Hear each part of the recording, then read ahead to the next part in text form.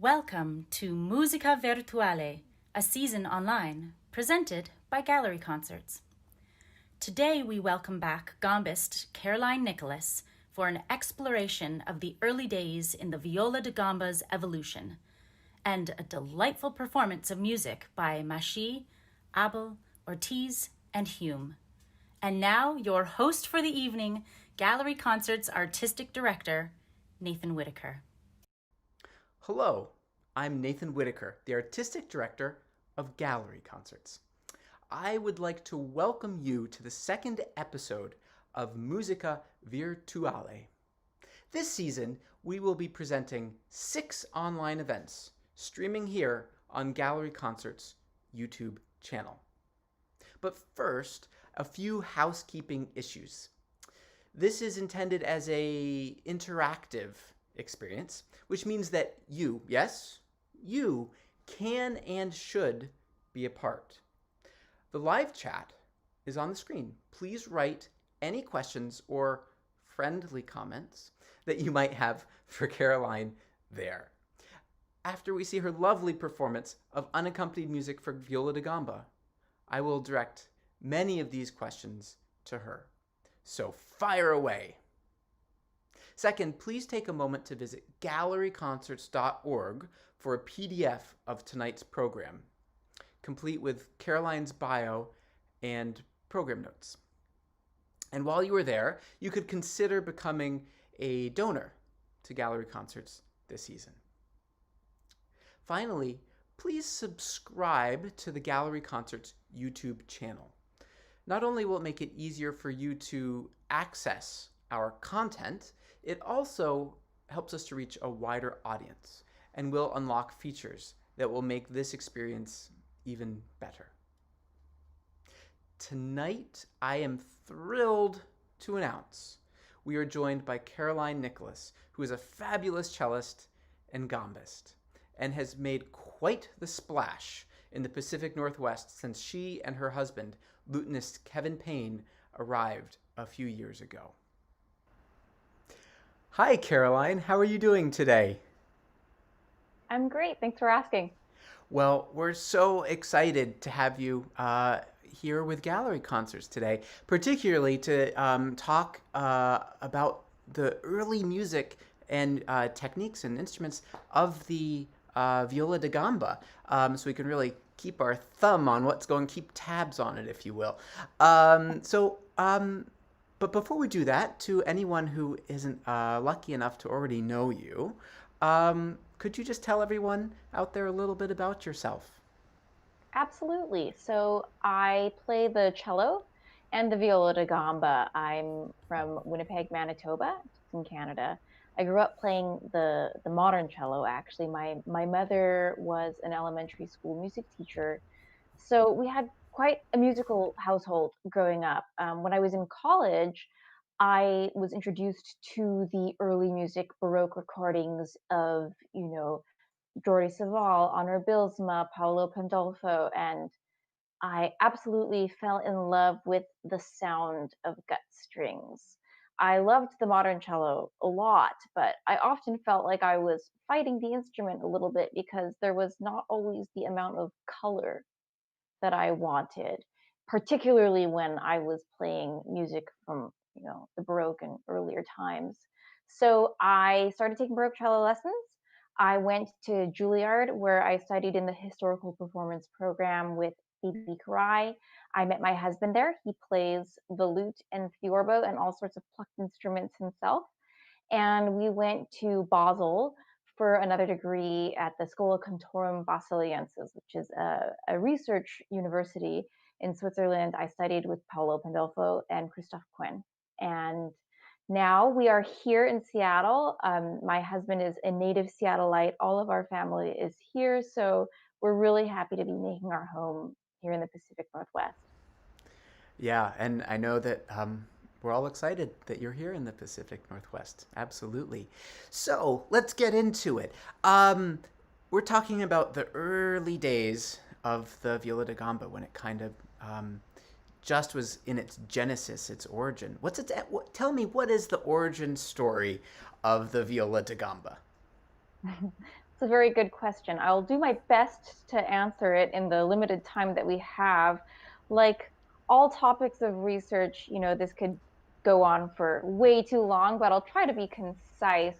So, the original ancestor of the viola da gamba, a lot of people tend to think that it actually comes from um, the uh, the oud, which is true. It partially does come from the oud, but it also comes from the rebec. So it comes from the oud, which was in North Africa, and then the Arabic musicians brought it to Spain. And in Spain, they decided, oh, actually, I have an instrument here. Let me just show you. So an oud is a Middle Eastern plucked instrument. It's like a lute. It is the ancestor to the lute.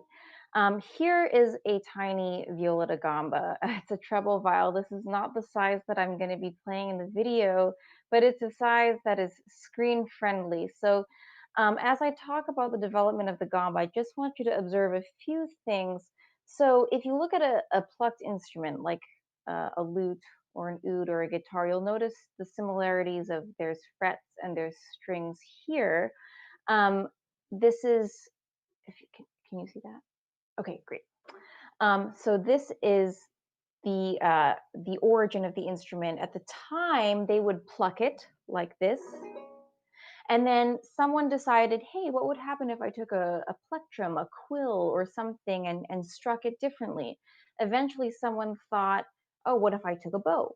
And the bow actually comes from bow and arrow bow. So they would actually, the hair, that's why it's called a bow. And someone thought maybe I can make sounds with this. It took a few centuries for it to develop into what we now know of as the gamba, but that's essentially the beginning of the instrument. Eventually, in the late 1400s, after spending a few hundred years actually kind of just playing, being developed in Spain, it eventually made its way to the other European countries, where in each country and in each area the instrument kind of developed in its own way as well. So it's a very non-standardized answer. That's the best I'll give right now. That's great. That's great.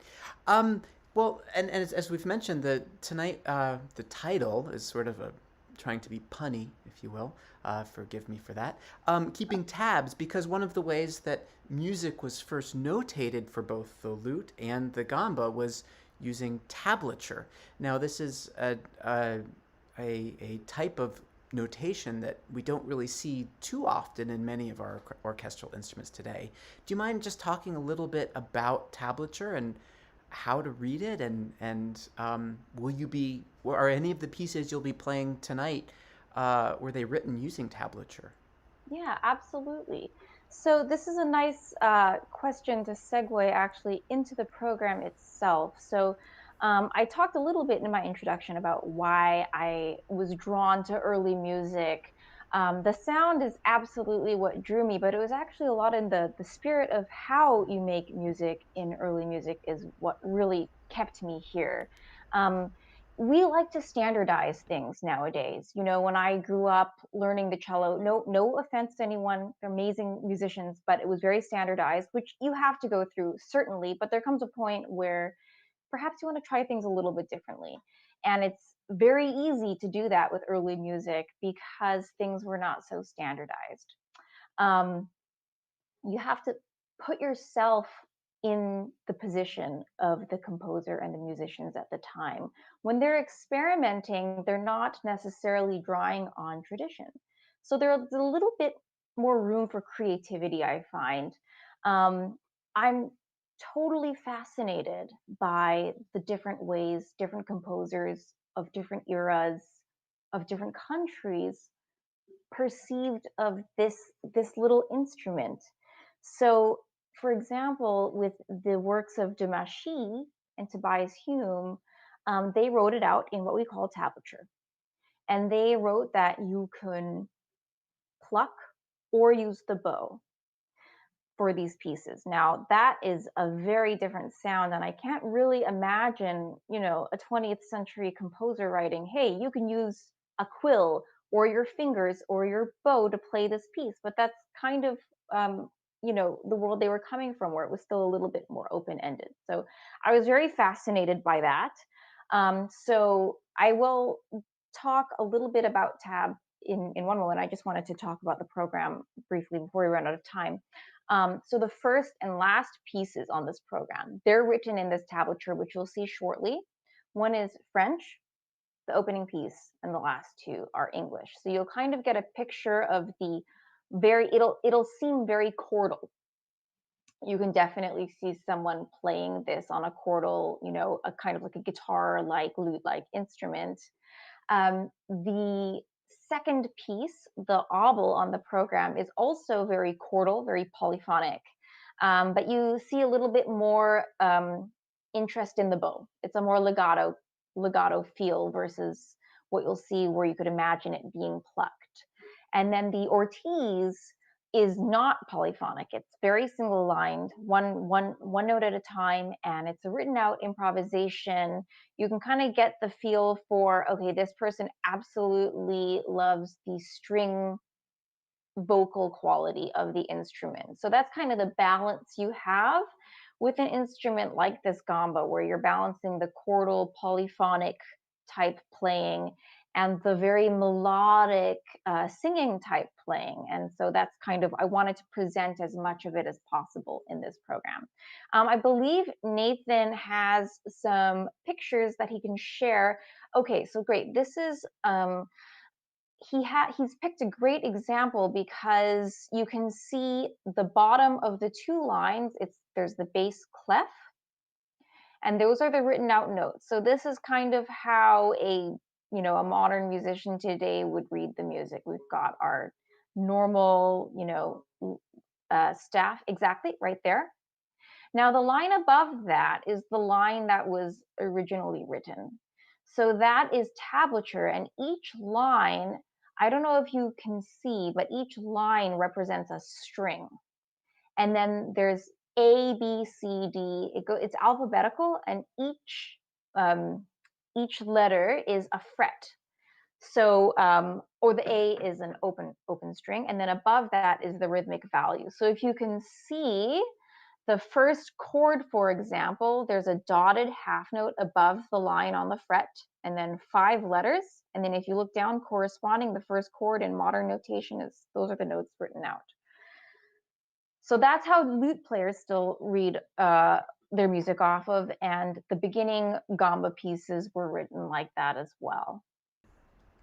Thanks I believe it's. Oh, sorry. No, thank you. Go ahead. A very intelligent soprano suggested I describe it as a paint by the numbers, essentially. That's what you can think of tab as. Yes, painting. It's kind of I've always liked the idea of tablature. It's sort of you do what it says, and the notes and the sounds just kind of come out right. You don't kind of have to worry about how do I create that note. It's the exact opposite approach. Here's what you do, and then the notes come out if you do what you need to do correctly. Exactly. Paint by numbers. Perfect. I also am curious, do you play the gamba in some of these early pieces when you're dealing more with tablature, compared to a piece like the obol, which is from a later period? Would you play? Are the techniques different of how you're playing the gamba? Absolutely. Good question. It is different. It is different in that you're thinking, I almost view the bow as plucking the string almost. You almost want to think of activating the string as if the bow was just a giant quill in a way. You've got the hair that is activating the string, but it's not as direct of a touch. So I'll say when I play, the easier example would be if I play the cello. If I play the cello, I'm very in the string. I'm not necessarily lifting my bow off once I start playing. I'm drawing the sound out. Particularly when I'm playing music that can also be plucked, I'm aware of kind of activating the string in that kind of way, where I'm kind of connecting with the string, and then I lighten up a little bit so that the instrument can ring. It's a very different sound. It's very subtle, absolutely very subtle. I'm not sure how easy it is to pick up all the time if you're listening to the gamba in a big room. So if you ever go and listen to the gamba live again and the room is really big and you're wondering, I can't hear this, it's not your fault. It's absolutely not. You know, the world was much quieter back then.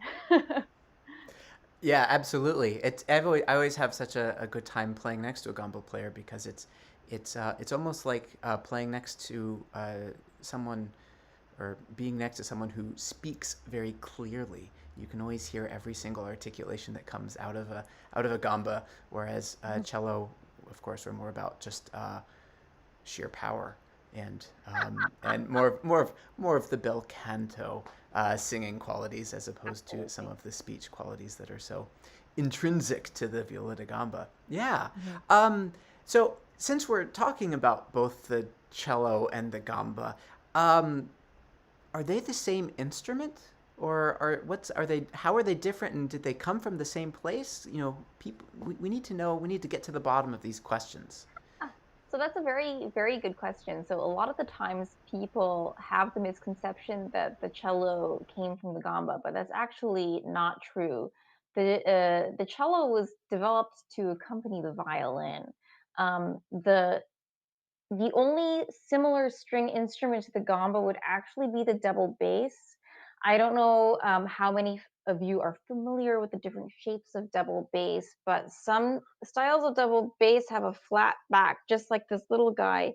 And that's because the double bass comes from the big English consort bass tradition, where in England, again, we were talking about different countries have different conceptions of these instruments. They developed these huge gambas to play in their big ensembles, and it had this big sonorous sound. The cello is not from that family at all. The cello was just invented. I remember someone saying to me, I know this is perhaps maybe crude, but is the cello, it's just like a big violin, no? And they thought they were saying something stupid, but it's actually not stupid at all. It was spot on. Absolutely, absolutely. Well, I think I am ready to just dive in and hear some of this um, wonderful music, and I'm excited for everyone out there to hear this delightful performance that Caroline has put together for us. So please enjoy the music of Machi, Abel, Ortiz, and Hume, performed by Gambas Caroline Nicolas.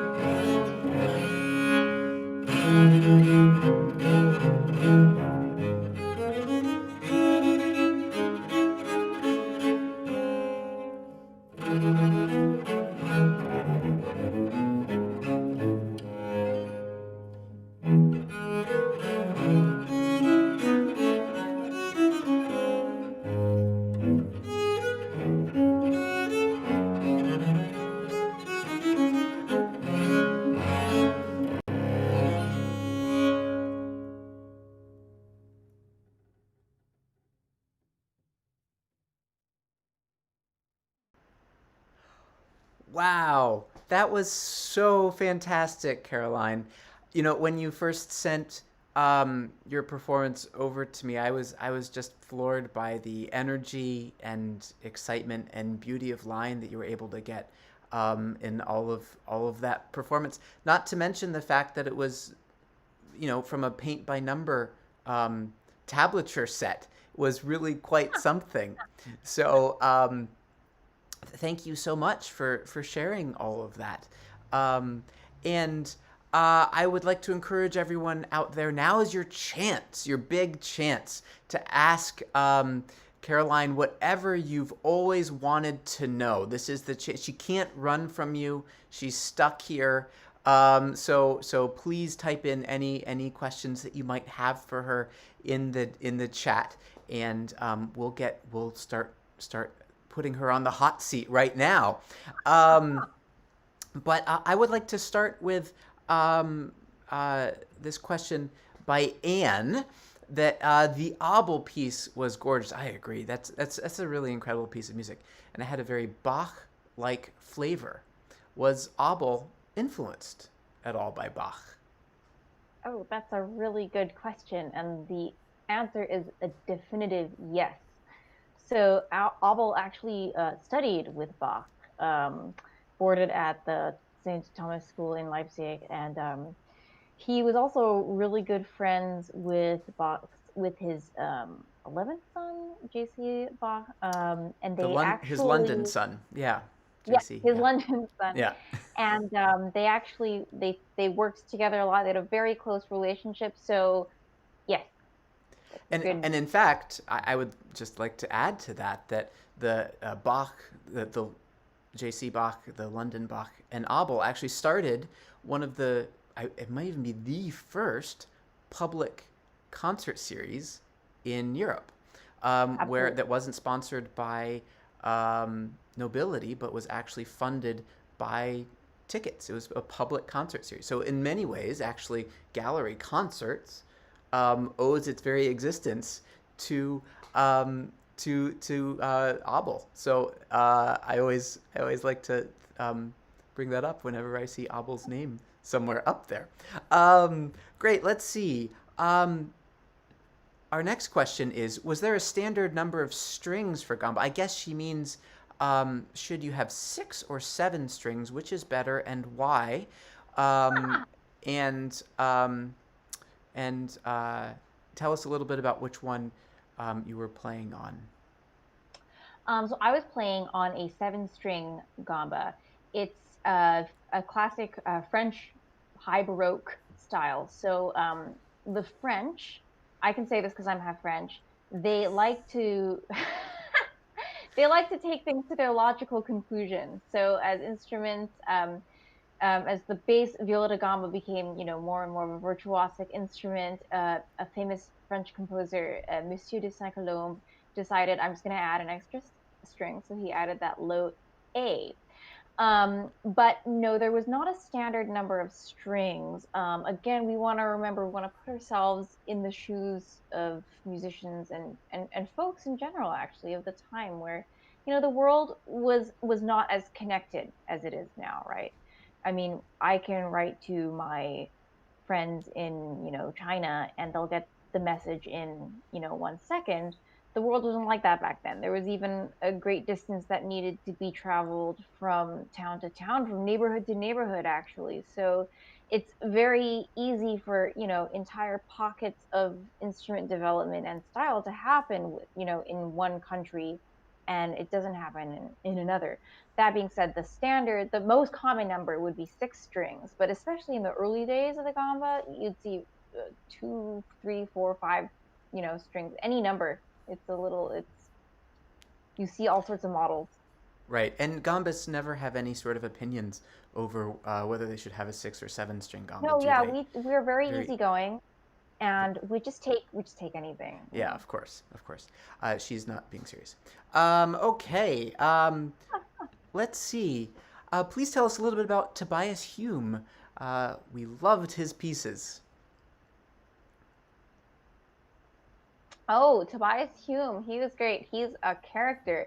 He was a viol virtuoso, and he actually was a sailor. And so there's quite a bit of debate. Lutenists will, and I'm married to a lutenist, FYI. So lutenists will tell you that the most popular king of the instruments at the time was the lute. It's debatable. Some people say it was the gamba. And Hume felt very strongly about the gamba. He famously would spar musically with John Dowland, the famous lute virtuoso of his time. There's even pieces where they'll do rebuttals of one another's musical phrases. So he was quite a character. I love Tobias Hume's music. Absolutely, absolutely. Hume was great, and am I mistaken in that he was the first one to bring up the colegno as a technique of which you actually hit the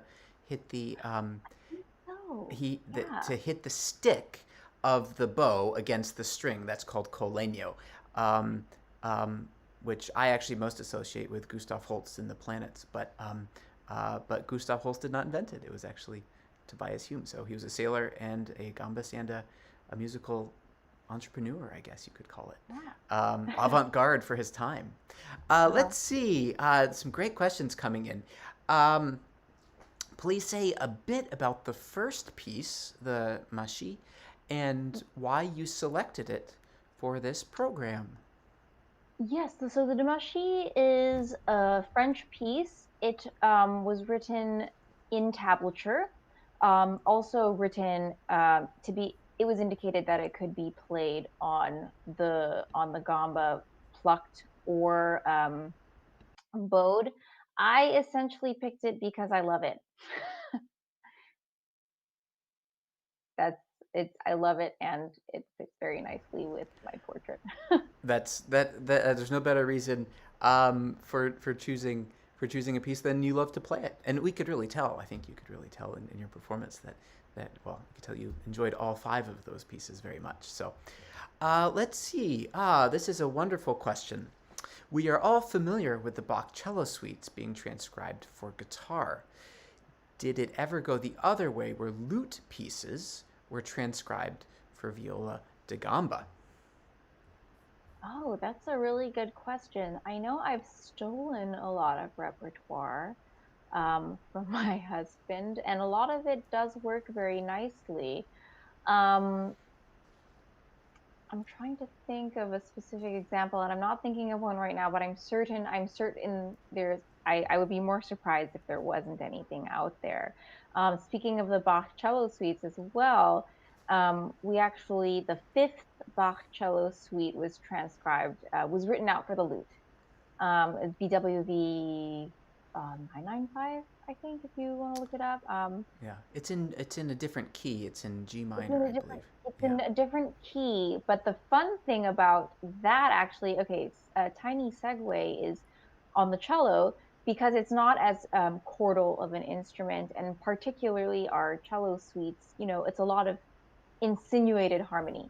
That's kind of maybe why I like the gamba. It's because the harmony's not so insinuated. In the cello, I have to kind of fill it in because it's one line at a time. But what we get with the luxury of Bach having written out that suite, at least the Bach fifth cello suite for lute, is we know pretty well what his ideas were about harmony, which I get such a kick out of. Right.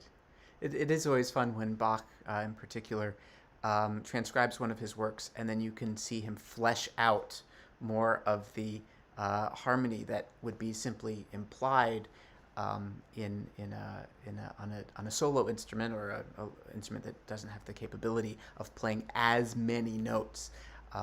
So, for example, yeah, that lute version of that suite is a real gift, I think, Yeah, when you're performing absolutely. these things. Yeah. Um, well, I just have to just thank you and brava from Sally Mitchell. Thank you, Sally. And uh, from T. Alexander, that's the most adorable picture I've seen in a while. Gambas forever. Absolutely. Um, and very enjoyable program. Thank you very much. And finally, from our dear friend Lee Talner. Hi, Lee, out there. Nice to see your name. Really well chosen program to illustrate the remarkable versatility and sonorities of the viol, and beautifully played. And I couldn't agree any more with Lee. Congratulations on a wonderful performance, and thank you so much for being here. But for people who need more Caroline Nicolas, one more question just came in that's really good. Um, can you tell us about your instrument, the one you were playing in the performance we just heard? Who made it? When? All of the juicy details. Oh, all the juicy details. Actually, I picked it up quite. It's actually a pandemic instrument that I picked up recently. Actually, just down in Oregon, what Did was it I come with a mask on the scroll, like the little guy on the scroll? Did he have a I've mask on? seen people put up pictures with tiny masks, and Yeah. I'm dying. If anyone knows where to get one, please put that in the comments because I actually, no, actually, the last live gig I did before all of this happened was in Oregon, almost a year ago now, and I was at a conference, a teaching conference for the BDGSA, and I did a shout out, said, "Hey, I'm looking for an instrument," and one of the teachers said, "There's this lovely instrument in Oregon. It actually had a broken neck, so I got a little bit of a deal on it that was beautifully fixed and strung up." So yeah. And sorry, did you mention the builder of it? Oh, I'm not actually quite sure. Oh, it's a secret. It's a secret builder. I guess you'll have to tune in to Okay. Caroline's next performance in order to get the juicy details of who actually No, made it. okay. And before we let you go, I would like for if people need to know more about you, and once we can play for each other in live rooms again, where can people learn more about you? They can learn about me at my website. It's just my name.com. Excellent. Well, Caroline, um, thank you so very much for joining us today. Have a wonderful 2021, and I hope to see you and Kevin before too long. Yes, thank you so much for having me, and thank you to everyone who came. It means a lot to me to be able to connect live right now, even if it's online. But thank you so much. And many thanks to all of you out in cyberspace for spending part of your day with us. Before we depart, I would like to bring your attention to the remaining events this season. In February, the one and only Marc Destrubé invites us into his home to discuss the importance of music and art during this time and share a performance of Bieber, Balzer, and Bach. In March, keyboard virtuoso Jonathan Oddie takes us on a journey into musical variation with the music of Mozart and Beethoven. Gallery Concerts founder Jillon Stoppels Dupree joins the show in April to give us a view from inside, the harpsichord. And finally, in May, I will discuss the evolution of the cello from an accompaniment instrument to the role of featured soloist. I hope you will be able to join us again for those events. Please visit galleryconcerts.org for more information on the season, as well as to donate and financially support Gallery Concerts. We would like to wish you a happy new year, and please take care of yourself and stay safe. Thanks, and we look forward to seeing you next time.